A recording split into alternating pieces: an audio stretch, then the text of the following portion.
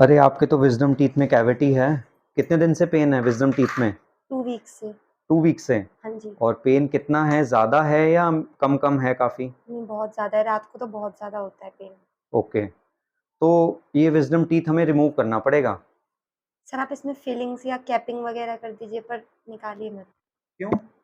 बस ऐसे ही इसे निकालिए मत, कैपिंग या फिलिंग कर दीजिए इसमें। उसमें फिलिंग नहीं हो पाएगा। सर प्लीज़ इसे बचा लीजिए। सो फ्रेंड्स, दिस इज ये एक और पेशेंट का मिथ है कि पेशेंट विजडम टीथ को भी सेव करना चाहता है। बहुत सारी आजकल सर्कमस्टांसेस में पेशेंट्स ऐसे आते हैं हमारे पास।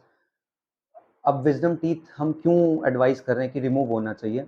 नंबर वन रीज़न इज़ कि वो लास्ट में जाके बिल्कुल पीछे होता है और कई बार टेढ़ा होता है, कई बार उसकी जड़ें टेढ़ी होती हैं, तो वो ढंग से क्लीन नहीं हो पाता। सेकेंडली, कई बार हम उसकी रूट कैनाल भी अटेम्प्ट करते हैं, तो उसमें ऐसा होता है कि वो उसकी बिकॉज नर्व्स टेढ़ी होती हैं, तो रूट कैनाल प्रोसीजर भी सक्सेसफुल नहीं हो पाता है।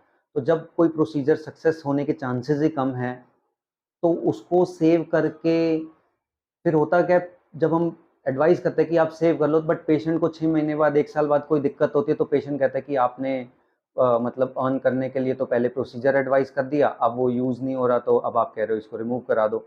सो ज़्यादातर केसेस में ऐसे देखा गया है कि विजडम टीथ प्रॉब्लम करते रहते हैं। And patient point of view से क्या दिक्कत आती है वो ये है कि पेशेंट, ये आपको कैविटी, आपके सारे मुंह में कैविटी नहीं है, सिर्फ विजडम टीथ में ही है दोनों। रीज़न कि वहाँ पे पेशेंट का ब्रश ही नहीं पहुँच पा रहा है। पेशेंट अच्छे से ब्रश कर रहा है सुबह भी रात को भी, बट विजडम टीथ में कैविटी लग गया क्योंकि वहाँ ब्रश पहुँच ही नहीं पा रहा है, वो इतना पीछे जाके होता है, उस एंगल पे ब्रश ले के जा ही नहीं पाता। सो ये भी एक रीज़न है पेशेंट पॉइंट ऑफ व्यू से कि अगर हम उसको फिलिंग या कुछ मतलब कैपिंग एडवाइस भी करते हैं, तो वहाँ पे दोबारा कैविटी होने के चांसेस बढ़ते हैं, because it is not a self cleansable area, मतलब पेशेंट उसको अच्छे से क्लीन नहीं कर पाता है।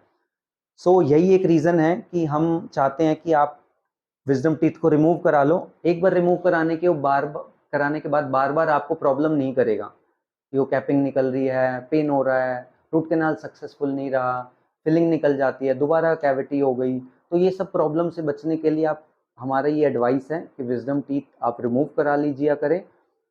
हाँ, कुछ केसेस होते हैं जिसमें विजडम टीथ सही एंगल पे है, उसमें ब्रश हो भी पा रहा है and patient is able to maintain it, तो उस केस में आपको रिमूव कराने की ज़रूरत नहीं है।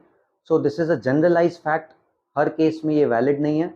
आप अपने डेंटिस्ट से जाके कंसल्ट कर सकते हैं, एडवाइस ले सकते हैं कि विजडम टीथ रिमूव कराना चाहिए या सेव करना चाहिए, but again most of the cases में ये रिमूव कराने की ज़रूरत पड़ती है। आई होप आपको इस वीडियो से कुछ क्लैरिटी ज़रूर मिली होगी। मिलते हैं अगली कुछ वीडियोज़ में कुछ मिथ्स और उनकी सॉल्यूशंस के साथ।